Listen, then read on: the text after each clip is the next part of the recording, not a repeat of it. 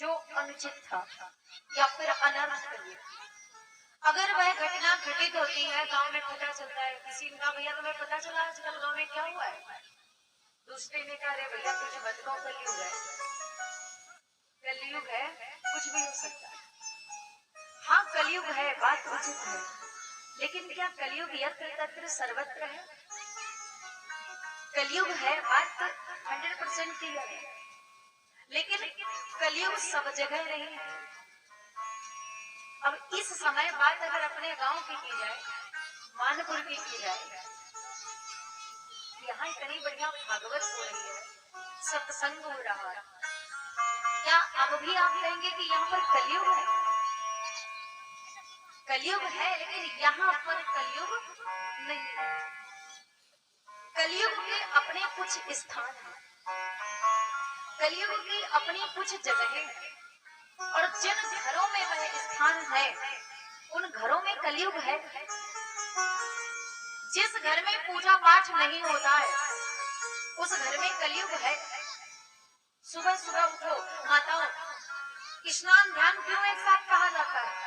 क्योंकि स्नान के बाद ध्यान ही करना है, कोई दूसरा काम नहीं। स्नान करो, सुबह उठो, नित्य क्रिया से निवृत्त हुए, स्नान किया। अगर आपके पास ज्यादा समय नहीं है कोई बात नहीं, क्योंकि सुबह सुबह ज्यादा काम होता है। क्योंकि देखो कुछ अच्छा, पूरे घर मकान की साफ सफाई करना ये कब का काम है? सुबह का। अगर शाम को झाड़ू पोछा कर लिया जाए तो क्या सुबह नहीं करना पड़ेगा? सुबह करना पड़ेगा। तो झाड़ू पोछा कब का काम है? सुबह का। खाना बनाना कब का काम है? सुबह का। बच्चे स्कूल कब जाएंगे? सुबह। पतिदेव ऑफिस कब जाएंगे? सुबह। मतलब जितने काम है, खुद के कुछ पर्सनल कार्य वो भी, अच्छा जितने काम है, चाहे खाना बनाना हो, चाहे साफ सफाई करनी हो, ऐसा कोई काम नहीं जो एक दिन कर लो तो कम से कम 2-4 दिन के लिए फुर्सत। एक दिन खाना बना लो, 2-4 दिन के लिए फुर्सत। 2-4 दिन छोड़ो, सुबह खाना बनाओ, शाम को फिर बनाना पड़ता है ऐसा या नहीं? तो सुबह सुबह काम ज्यादा होते हैं। कोई बात नहीं, आपके पास टाइम नहीं है तो आप स्नान करिए, पूजा वाले घर में जाइए, भगवान के सामने दीपक जलाइए, धूपबत्ती लगाइए और हाथ जोड़कर नमस्कार कर कर चलिए, क्योंकि काम ज्यादा है। लेकिन इतना भी जरूर कीजिए, क्योंकि जिन घरों में पूजा पाठ नहीं होता है उन घरों में कलयुग का निवास होता है, उन घरों में कलयुग रहता है। थोड़ी देर की सही, किंतु पूजा आवश्यक है। जिन घरों में गुरु का मान सम्मान नहीं होता है, बड़ों का आदर नहीं होता है, अगर आप अपने बड़ों का आदर नहीं करेंगे, यहाँ पर जितने भी लोग हैं, माताओं अगर आप अपने सास ससुर का सम्मान नहीं करेंगी तो क्यों एक्सेप्ट करते हो कि आपके बच्चे आपका सम्मान करेंगे? एक दिन आपके पास भी वो समय आएगा। इसलिए आदत बनाइए, खुद की भी और अपने बच्चों की, बड़ों का आदर करने की। आदत कब बनती है? बच्चों को आप जो सिखाते हो, बहुत लोग कहते हैं ना हम इसको अच्छी अच्छी बातें बताते हैं पर इसके पल्ले नहीं पड़ता, कुछ इसकी समझ में नहीं आता। बच्चे वो नहीं सीखते हैं जो सिखाया जाता है, बच्चे वो बहुत जल्दी सीख जाते हैं जो वो देखते हैं घर में, परिवार में। अगर आप तीखा बोलते हैं माताओं, अगर आप कड़वा बोलती हो तो आपका बच्चा मीठा बोलेगा, ऐसा हो ही नहीं सकता, क्योंकि वो सुन रहा है वही तो बोलेगा। तो खुद को पहले मार्ग पर लाइए, बच्चों में भी आदत बनेगी। और जिन घरों में बड़ों का आदर नहीं होता, बड़ों का सम्मान नहीं होता, उस घर में कलयुग रहता है। कल हम आप सभी ने यही तो श्रवण किया, धर्म के 4 पैरों का वर्णन किया गया है, कलयुग में मात्र एक पैर बचा है, वो है दान। इसलिए महाराज परीक्षित ने इस पैर का और बाकी पैरों का भी संवर्धन किया है। उन्होंने धीरज बनाया धर्म को कि चिंता मत करो, कलयुग में ऐसा कुछ भी नहीं होगा। हाँ उचित है कि कलयुग में अत्यधिक जो अधर्म को मानने वाले लोग हैं उनकी संख्या होगी, लेकिन ऐसा नहीं है कि धर्म पर चलने वालों की संख्या लुप्त हो जाए। हाँ, धर्म को मानने वाले लोग कलयुग में हैं, नास्तिक लोग कलयुग में हैं, लेकिन ऐसा नहीं है कि आस्तिकों का खात्मा हो गया। ऐसा नहीं है कि भले लोग नहीं हैं, दुष्ट रहते हैं कलयुग में, लेकिन भले लोग भी हैं। और जहाँ भलाई है वहाँ बुराई तो आएगी। अगर लंका में विभीषण रह सकते हैं तो मत भूलिए अयोध्या में भी मंथरा रहती है। लंका में जहाँ सब दुष्ट थे, सब राक्षस थे, वहां पर विभीषण जी कौन थे? और अयोध्या में कैसे लोग रहते थे?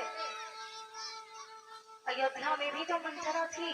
तो जहाँ अच्छे लोग हैं वहाँ खराब लोग भी होंगे, क्योंकि जब तक दुष्ट नहीं होंगे तब तक सज्जन की कोई पहचान नहीं होगी। अगर कर्म गलत नहीं होगा तो सही की पहचान क्या होगी? कैसे पता चलेगा व्यक्ति सही कर रहा है या गलत कर रहा है? जो कर्म करता है, कलयुग का सबसे बड़ा सिद्धांत ये है कि काया से जो पातक हुई, आपके द्वारा जो कर्म हुआ है, यकीन मानिए आज नहीं तो कल उसका प्रतिफल आपको भोगना होगा। आपने अगर किसी को सुख दिया है तो वो सुख आपको वापस मिलेगा, और अगर आपने किसी को दुख दिया है तो वो दुख भी आपको वापस मिलेगा। ये जरूरी नहीं है कि आपने जिसको दुखी किया वही आपको दुखी करे। अगर आपने किसी की सहायता की तो ये मत सोचना कि अब यही आदमी हमारी सहायता करेगा। जिसकी सहायता आप कर सकते थे आपने की, और आपके योग्य जो होगा वो आपकी सहायता करेगा। जिसके योग्य आप थे सताने के, आपने उसे सता लिया, अब जो आपके लायक आएगा वो आपको सताएगा। जिससे आप बड़े थे आपने अपने से छोटे आदमी को परेशान कर लिया, दुखी कर लिया। धीरज रखो, आपसे भी बड़ा कोई आएगा, आपसे भी 21 कोई आएगा और वो आपको परेशान करेगा, वो आपको दुखी करेगा। कलयुग का सबसे बड़ा सिद्धांत है काया से जो पातक हुई, बिन भोगे छूटे ना हुई। और यही जो गुण था वो महाराज परीक्षित को बहुत बढ़िया लगा। नास्ति तपसा न योगेन समाधिना तत्फलं लभते सम्यक् कलके सव कीर्तना। यत्फलं नास्ति तपसा, जो फल सत्ययुग त्रेता द्वापर में तपस्या करने से नहीं मिला, न योगेन समाधिना, संतों महात्माओं को योगियों को जो फल नहीं मिला, तत्फलम, वही फल कैसे मिलेगा? तो कलौ केशव कीर्तनात्, कलयुग में भगवान का भजन करने से मिलेगा। इसलिए महाराज परीक्षित को कलयुग भी अच्छा लगा। कलयुग समयुग आन नहीं जो नर कर विश्वास। अगर विश्वास है तो चाहे कलयुग कहो और चाहे कलयुग कहो, चाहे कलयुग कहो और चाहे कलयुग कहो, क्योंकि कलयुग में ऐसा कुछ भी नहीं है जो अलग से हो रहा है। जो बाकी युगों में हुआ वही इस युग में हो रहा है। जो भी कर्म थे जो प्रथम युग में रहे वही कलयुग में। बस बात यह है कि कलयुग हीन इसलिए है क्योंकि कलयुग में लोगों की मानसिकता बदल गई, लोगों की विचारधारा बदल गई। कुछ भी नहीं बदला कलयुग में, बस इंसान मानव बदला। बदलती दुनिया नहीं है, बदलता इंसान। बदलती है नहीं दुनिया, स्वयं मानव बदलता है। स्वयं मानव बदलता है। दुनिया किससे बनती है? इंसानों से। और जब इंसान की मानसिकता में परिवर्तन आता है तभी तो युग परिवर्तित होता है। विचार बदलते हैं लोगों के तभी तो समय बदलता है। और इसी कलयुग की प्रेरणा की वजह से महाराज परीक्षित के द्वारा जो नहीं होना चाहिए था वह अनर्थ हुआ। विनिर्गच्छ पुनर्पुष्टा निधाय गुणमागमत्, महाराज समीक जी के गले में मृत सर्प उन्होंने क्यों पहनाया? और करे अपराध को और पाप को भोग। दोष महाराज परीक्षित का नहीं था, उन्होंने कलयुग के प्रभाव से ये कर्म किया था। कभी कभी कुछ लोग कहते हैं ना, बहुत बड़ा कोई काम कर दिया, बाद में किसी ने पूछ दिया क्यों इतना बड़ा कदम तुमने कैसे उठा दिया, बोले पता नहीं क्या हो गया था, पता नहीं क्या हुआ, हमारा दिमाग खराब हो गया, क्योंकि दिमाग पर कलयुग सवार हो गया। किंतु फिर भी जब महाराज श्राप भी मिल गया, ठीक 7वें दिन मृत्यु का सूचना मिली, तो बात गलती होना गलत नहीं है, गलती सबसे होती है, लेकिन गलती स्वीकार न करना गलत है। परीक्षित जी को पता चला, उन्होंने अपनी गलती स्वीकार। जब सुना कि हम 7वें दिन मर जाएंगे, वो डर गए। क्यों दुखी हो गए? क्यों दुखी? इसलिए नहीं हुए कि हम मर जाएंगे, डर इस बात का नहीं था कि हम मर जाएंगे, डर मरने से नहीं था। अरे जो मरने से डरता हो उसे जीने का भी कोई हक नहीं है, जो मृत्यु से डरता हो वही तो एक सत्य है। महाराज परीक्षित दुखी इसलिए हुए क्योंकि माता उन्होंने सोचा कि मेरे बाबाओं को पूरी दुनिया याद करेगी, मेरे पिता वहां, मेरे पिता सबको दुनिया याद रखेगी, पर मुझे किस लिए याद रखेगी? अगर मेरी चर्चा कभी चलेगी, मेरा नाम लोग कभी लेंगे तो कहेंगे क्या वही परीक्षित जिन्होंने संत के गले में मरा सर्प पहनाया था? क्या वही परीक्षित जिन्होंने एक ब्राह्मण का अनादर किया था? कितने दिन तक मैं राजा रहा, चक्रवर्ती सम्राट, लेकिन मैंने ऐसा कोई काम नहीं कर पाया जो लोग हमें हमारे बाद याद करते हैं। और यथार्थ में कर्म वही है जब आपको आपके बाद लोग याद करते हैं। अगर आपका नाम कोई न पूछता हो, बिना पूछे आपका नाम कोई जान लेता हो, तो ये बड़ी बात नहीं है। आपको किसी ने देखा, तुरंत बोला भैया मैं पहचान लिया आपको, ये बहुत बड़ी उपलब्धि नहीं है। बहुत लोग होते ना ऐसे, किसी से पूछा भैया आपका नाम क्या है, तो क्या कहा गए हमारा नाम तो मिलते पूछ ले। अरे जब आपका नाम आप खुद नहीं बता सकते तो अरे हमारे बारे में तुम चाहे जहाँ हमारा नाम ले लेना, पूछ लेना, ये बहुत बड़ी उपलब्धि नहीं है। उपलब्धि क्या है? आपको आपके सामने कोई आपको पहचान ले, बिना आपका नाम पूछे कोई आपका नाम जान ले, ये बड़ी बात नहीं है। बड़ी बात तब है जहाँ पर आप ना हो और फिर भी आपकी चर्चा हो, जहाँ पर आप नहीं है और फिर भी कथा आपकी है, फिर भी बात आपकी है, फिर भी चर्चा आपका है। उपलब्धि ये है। मरते सब है, ऐसा दुनिया में कौन है जो नहीं मरता?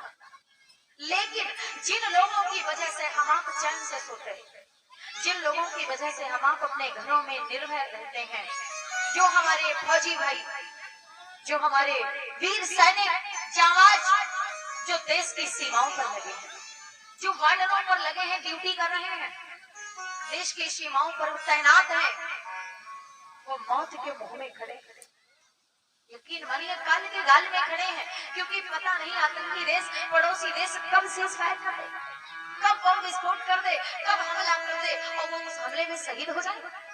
सूचना आई कि हमारे यहाँ का एक व्यक्ति शहीद हो गया, एक सैनिक जिसने सीमा पर अपने प्राणों की बलि दे दी।